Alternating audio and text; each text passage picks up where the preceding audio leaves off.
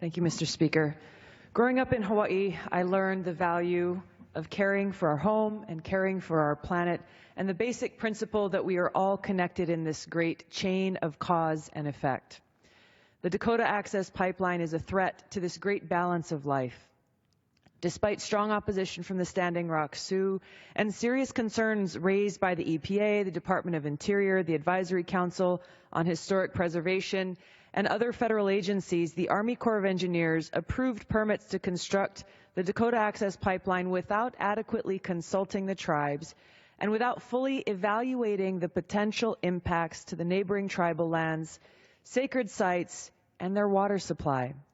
Just one spill near the tribe's reservation could release thousands of barrels of crude oil, contaminating the tribe's drinking water. The impact of the Dakota Access Pipeline is clear. Energy Transfer Partners, the company that's constructing the Dakota Pipeline, has a history of serious pipeline explosions which have caused injury, death, and significant property damage in the past decade.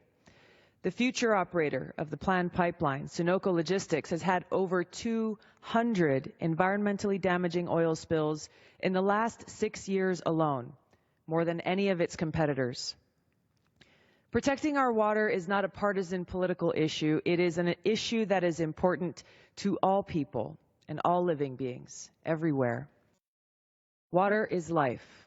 We cannot survive without it. Once we allow an aquifer to be polluted, there is very little that can be done about it. This is why it is essential that we prevent our water resources from being polluted in the first place. Our founding fathers took great inspiration from Native American forms of governance and the democratic principles that they were founded on. Their unique form of governance was built on an agreement called the Great Law of Peace, which states that before beginning their deliberations, the council shall be obliged, and I quote, to express their gratitude to their cousins and greet them, and they shall make an address and offer thanks to the earth where men dwell, to the streams of water, the pools, the springs, and the lakes, to the maize and the fruits, to the medicinal herbs and trees, to the forest trees for their usefulness, and to the great Creator who dwells in the heavens above, who gives all the things useful to men, and who is the source and the ruler of health and life. End of quote. This recognition of our debt to the Creator and our responsibility to be responsible members of this great web of life was there from the beginning of Western democracy.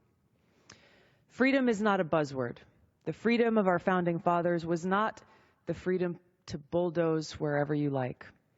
Our freedom is a freedom of mind, a freedom of heart, a freedom to worship as we see fit, freedom from tyranny and freedom from terror.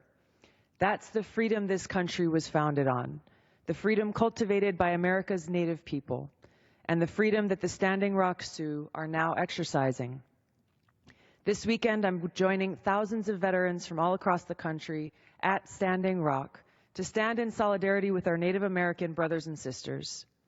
Together, we call on President Obama to immediately construction of this pipeline, respect the sacred lands of the Standing Rock Sioux, and respect their right to clean water. The truth is, whether it's the threat to essential water sources in this region, the lead-contaminated water in Flint, Michigan, or the threat posed to a major Hawaii aquifer by the Red Hill fuel leak, each example underscores the vital importance of protecting our water resources. We cannot undo history, but we must learn lessons from the past and carry them forward, to encourage cooperation among free people, to protect the sacred, to care for the earth and for our children and our children's children. What's at stake is our shared heritage of freedom and democracy and our shared future on this great turtle island, our United States of America.